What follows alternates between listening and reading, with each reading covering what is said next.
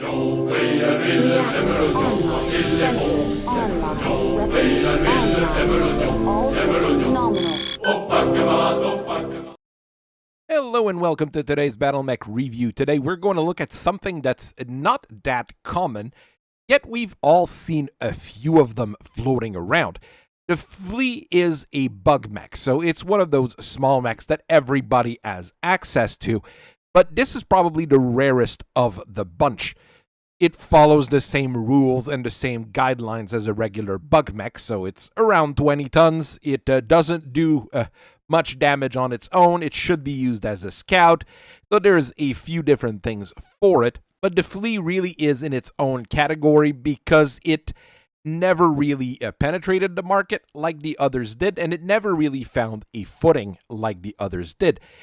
You'll see through the development and the different prototypes and designs of that darn thing that it never reached the same standardization level as something like the Locust, which is omnipresent and prevalent in most units.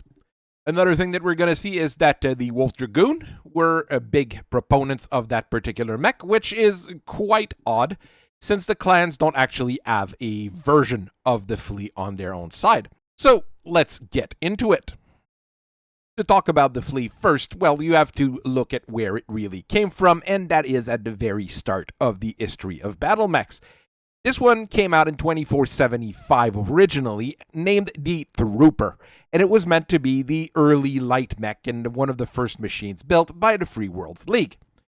This early TP-1R was basically unable to match anything else that was being built at the time because it was poorly armored and not particularly fast. Around that time is when you were already starting to see some of the more modern battle mechs getting their equipment. So you were seeing those hammerhands running around with modern armor, Mackies being re-armored, and all sorts of other things. So this one here was just not modern enough to fit the bill. The other problem it added was that it was only armed with super short-range weapons, a pair of small lasers, a machine gun, and a flamer. While this makes it great against infantry and other light targets, it really couldn't brawl with even the Commando, which was the premier light mech of the time. And against anything bigger, well, you really didn't have the range. The standard weapons on mech of that era would be large lasers, PPCs, and small class autocannons, with all of which could easily chew through the armor of that TP-1R.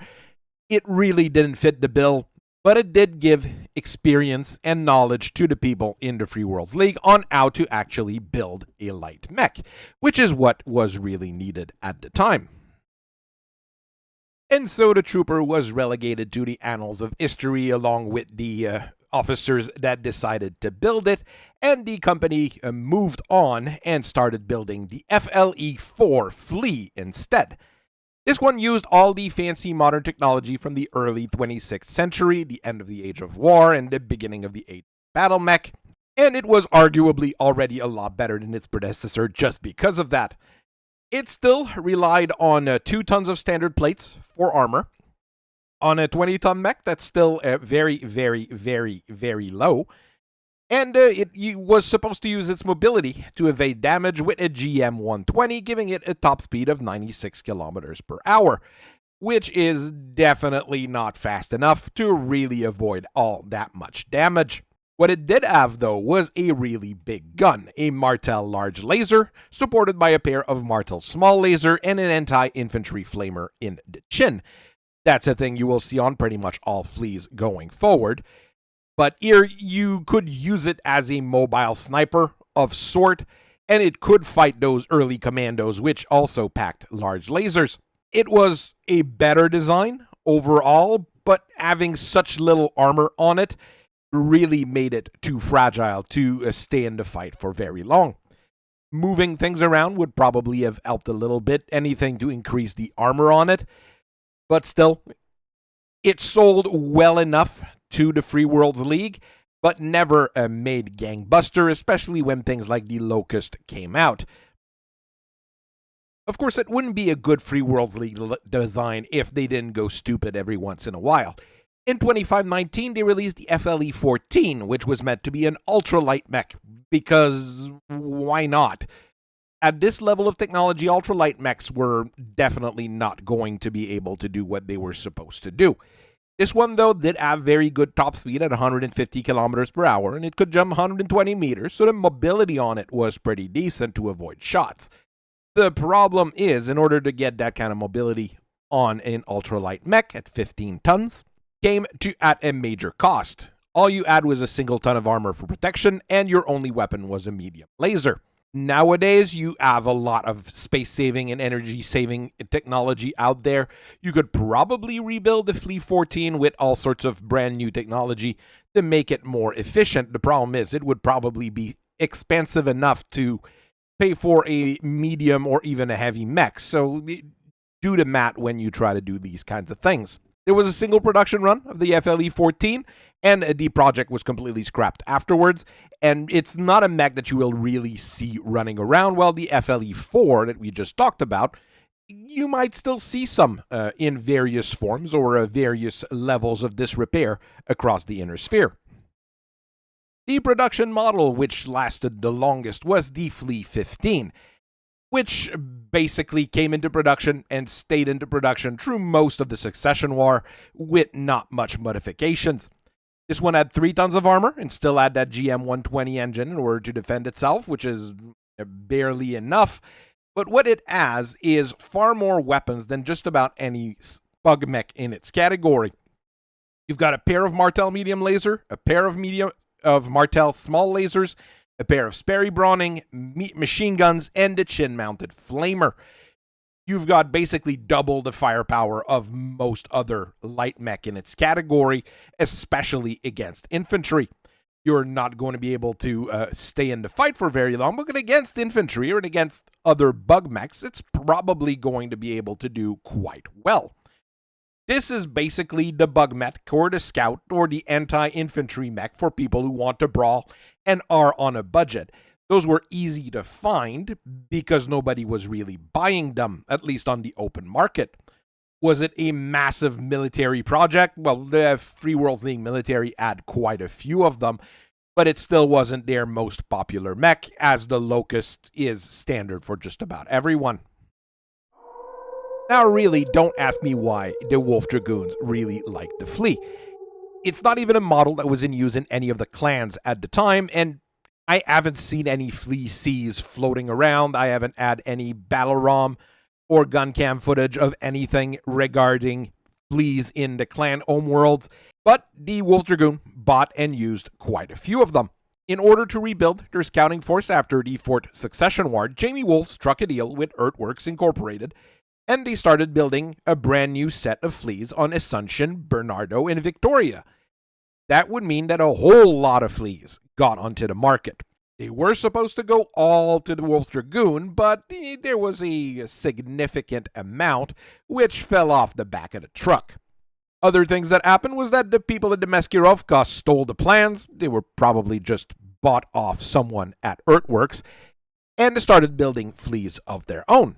This really led to the proliferation of the design throughout the inner sphere, but more in that Free Worlds League, Capellan Confederation, St. Ives Compact general area.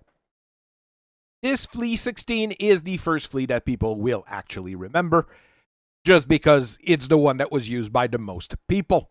It was decently fast with a top speed of 151 kilometers per hour or so, using a rather massive 180 engine, at least on a 20-ton frame, and that's the biggest engine you'll see on Flea. Everything else is your basic Succession War level equipment, because the Wolf Dragoon didn't want to give the fancy information on how to make the fancy weapons to people. But it still is protected by 3 tons of standard compound, which is a bit light, but not terrible. And each of the little arm pods on the side has a medium laser, and your chin mounts that flamer to burn down infantry vehicles.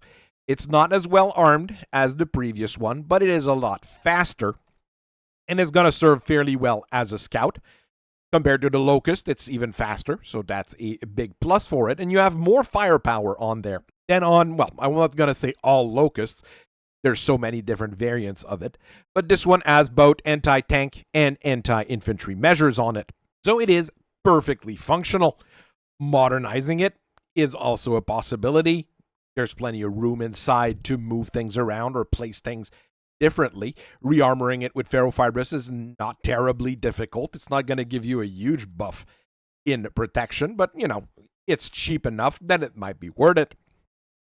The full upgrade of the Flea came in 3049 after recovering the Elm's memory core. The people in the Kaplan Confederation are the one that decided to start building the FLE-17. This one used quite a few different modern technology, but not as much as some of the others out there. And one other thing about it was that anybody with a cool 2 mil in their pocket could just turn around, go to see Earthworks, and say, hey, I want a couple.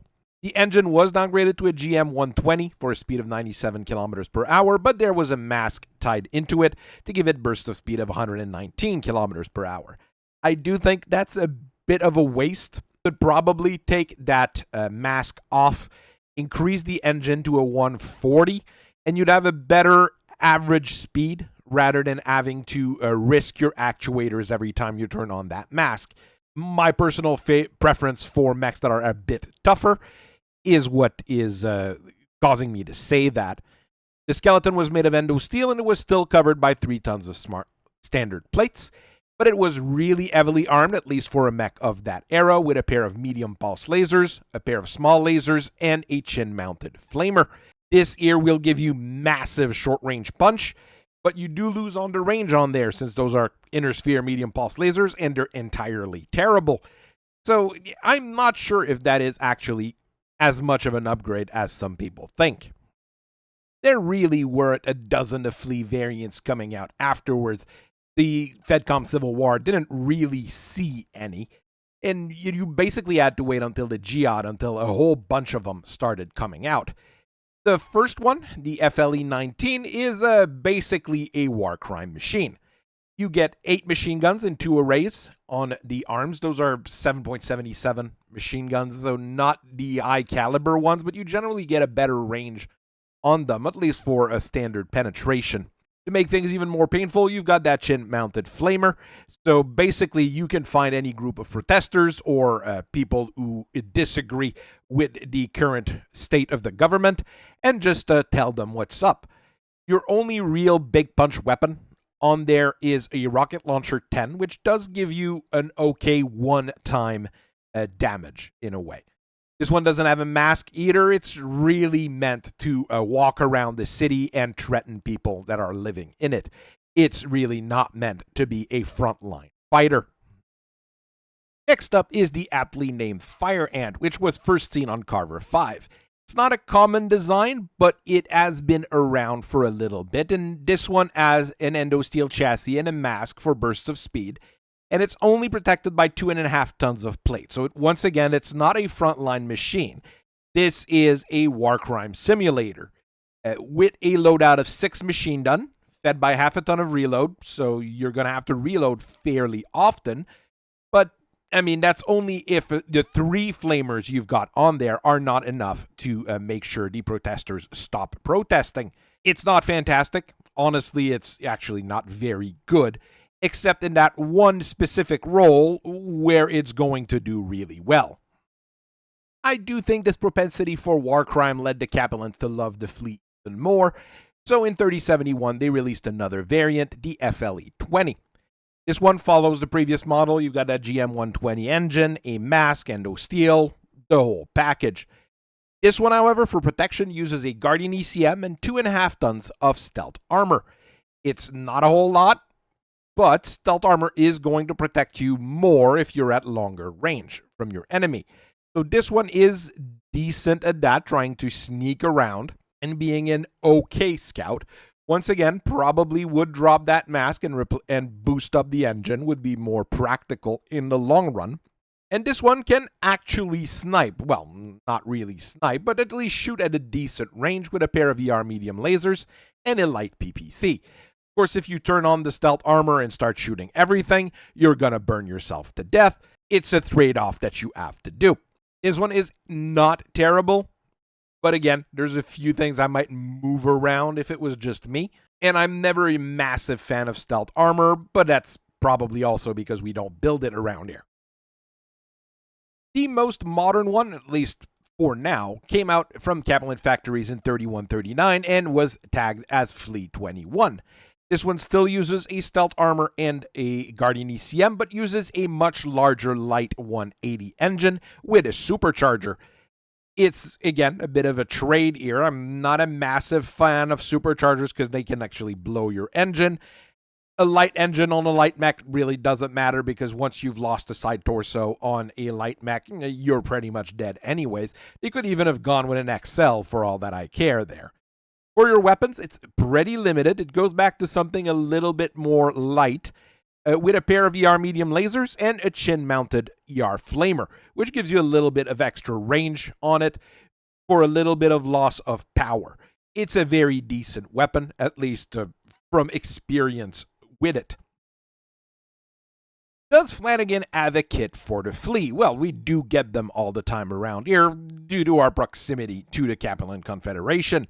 What do we do when we get them, though? What would a discerning mercenary commander really want out of a Flea? Well, I do like taking the design from the 17 and fiddle around a bit. Take off the mask and stick a Locust's engine in. It's a similar kind of engine, similar kind of transmission.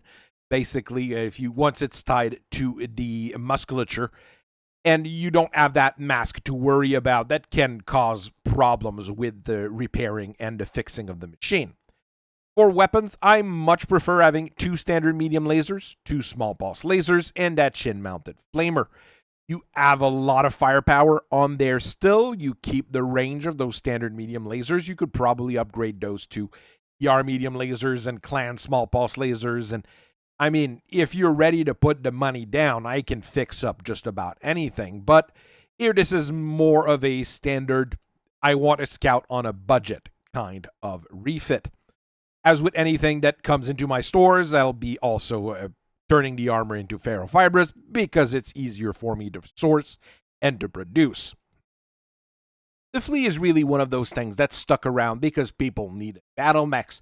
The Locust is a better ground scout. You can do just about the same anti-infantry work with other mechs in the same price range. For jumping scouts, well, you've got quite a few out there ranging in different prices.